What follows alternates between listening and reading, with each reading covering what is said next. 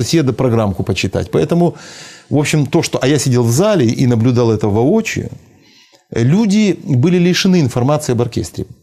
При том, что кто-то там через 5 на 6 читал программку в темноте. Да? Тем не менее, так сказать, вот прямого контакта, обращения к людям не было. И это тоже не сказать недостаток, но все-таки это какая-то недоработка небольшая организаторов фестиваля.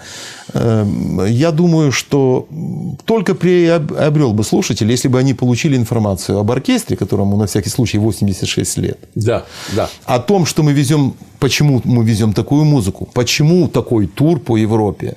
Да. Я думаю, это было бы интересно. Тем не менее, концерт закончился аплодисментами. На высокой. Да, зал встал. Вот. Опять же, были исполнены все бесы. Дирижировал Владимир Ильич Вербицкий. Он, так сказать, просто покорил зал своим мастерством. И это был предпоследний концерт в Европе. И, в общем, такой... Казалось, что если бы дальше концерты были, но уже куда еще лучше. Да, градус уже не мог подняться выше. Нужно заканчивать и ехать домой, возвращаться к нашей абонементной деятельности. И вот после Клагенфурта был еще Сент-Пёльтен. Это городок небольшой, километров 30 на запад от Вены. Поэтому вся Вена была на концерте. Был юг Германии, приезжали люди, и они подходили, расспрашивали об оркестре. Опять же, несмотря на наличие программок, все-таки это не тот ряд. Не тот ряд. Концерт был успешным. С нами выступали солисты из Кореи. Певица и скрипачка. Это были миниатюры скрипичные. И 3 арии итальянских композиторов Пучини и Верди в исполнении корейской солистки сопрано. Концерт там дирижировал Игорь Владимирович Вербицкий. Вот это был последний концерт гастролей. На высокой ноте мы закончили. Не заметили, как приехали домой. Вы автобусом ехали? Да, 2 автобуса было в нашем распоряжении. Естественно, со всеми остановками необходимыми. Естественно, мы где нужно отдыхали. Автобусы комфортабельные. Мест в автобусах гораздо больше было, чем участников поездки. Поэтому... А там вы жили в гостиницах? Жили в очень хороших гостиницах. Не ниже 4 звезд. Пару раз были гостиницы 3-звездные. Вот в городе Орвьето. В Италии. Ну, вы знаете, очень хороший уровень. Всегда хороший завтрак. Да, ну да, международные, по международному обмену вы были. Конечно. Всегда Wi-Fi, то есть можно было пользоваться интернетом. Я пользовался для того, чтобы отослать информацию о проходящих концертах непосредственно в этот день или на следующий день после концерта. Так что вот такие небольшие, всего 20-дневные гастроли. Ну, это почти 3 недели. Это довольно много. Да. Но 12 концертов было, были репетиции, естественно, там. Я вам скажу, что мы получили приглашение от студии музыки на следующий год. И получили приглашение из города Орвьето, где мы исполняли 9-ю симфонию Бетховена под руководством маэстро Карло Фраезе, итальянского дирижера, который в свое время дирижировал в Ла Скала. Вот, такой мастер, опытный человек, наизусть дирижировал 9-ю симфонию. Но он же уже не молодой человек. Этот да, но тем не менее, да, ему там за 80, но он в музыкальной форме, так сказать.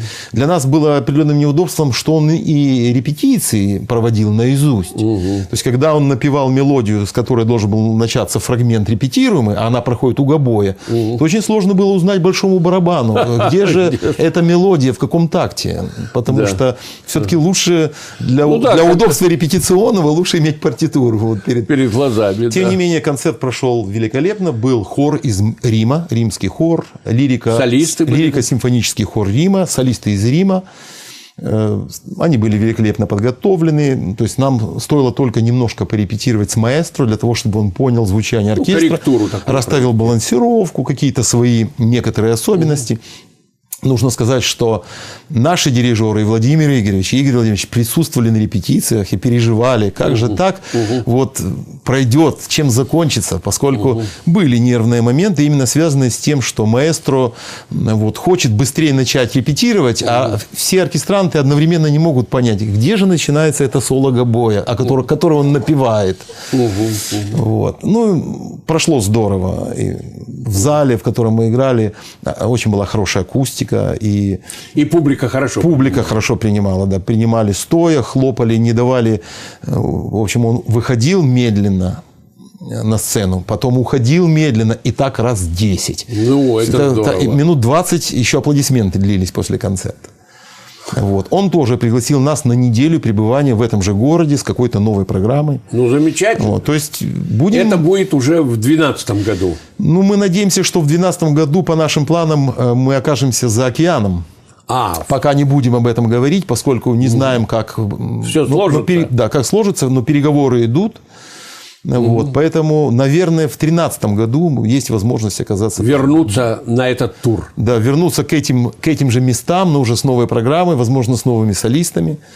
Вот. И надеемся на поддержку, которая была оказана в этот раз, что, так сказать, и этот источник не иссякнет. И поскольку наше творчество так востребовано, как выяснилось там, и так хорошо было принято, все-таки, как бы мы об этом ни говорили, это лицо города, потому что все равно написано на афишах Воронеж, все равно идет в этих программках, плохо читаемых в темноте, все равно написано, что это Воронеж, что это Россия, да, какие-то 2-3 фразы о нашем городе, какие-то 2-3 фразы об оркестре мелким шрифтом, вот, но все-таки, поэтому это своего рода пропаганда нашего искусства регионального. Ну, что я вам могу сказать? Александр Иванович, я вас хотел бы поблагодарить за такой подробный и очень интересный, увлекательный рассказ. Я считаю, что в историю симфонического оркестра вписана совершенно блистательная страница, ибо столь масштабных европейских гастролей не было. Были гастроли в одной стране, а здесь в 4 странах, причем странах высшей степени музыкальных,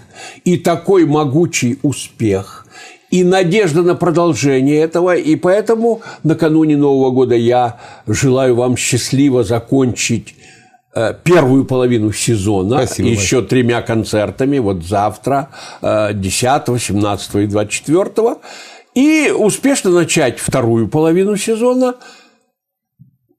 и сделать так, чтобы зарубежные гастроли в крупных городах нашей страны стали реальностью на все годы существования оркестра. Я надеюсь, что эти годы будут долгими и счастливыми. Спасибо вам. Спасибо нашим слушателям, которые были сегодня с нами. Мы с вами прощаемся до следующей недели. Всего доброго. Увидимся.